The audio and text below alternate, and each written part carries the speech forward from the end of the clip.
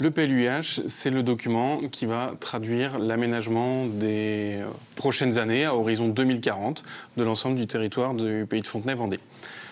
Aujourd'hui, on a plusieurs documents qui soutiennent l'ensemble des politiques publiques, un schéma sportif de territoire, un plan climat, air, énergie, etc., etc. L'idée, c'est de pouvoir les rassembler dans ce document d'urbanisme pour pouvoir décider et porter toutes ces politiques publiques dans les années à venir. On travaille sur l'idée depuis le début du mandat, en définitive.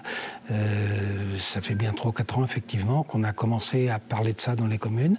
C'est une idée qui est difficile à faire passer parce que les communes sont attachées à leur souveraineté communale, en définitive, et à la maîtrise qu'elles ont de l'aménagement de leur territoire.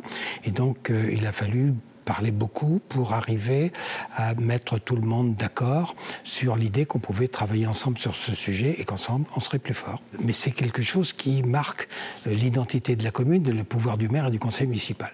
Et le fait de partager ça avec les autres, c'est souvent considéré comme une atteinte à cette suprématie communale, en définitive. Et pour faire comprendre aux communes, aux maires et aux conseils municipaux qu'en fait, ils ne vont rien perdre de leur pouvoir, mais qu'on va pouvoir avoir un développement concerté, et plus uniquement, je voudrais faire une petite parenthèse, plus uniquement en termes de concurrence d'une commune à l'autre.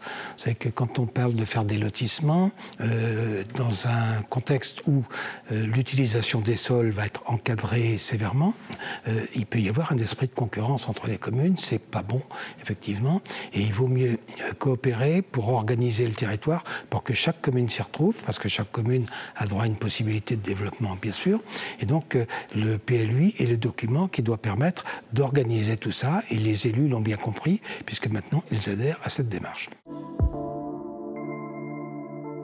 Le cabinet et nos équipes font une tournée, si je puis dire, de l'ensemble des communes du territoire pour pouvoir les rencontrer, pour pouvoir échanger avec les élus sur les problématiques très locales et prendre en compte leurs spécificités.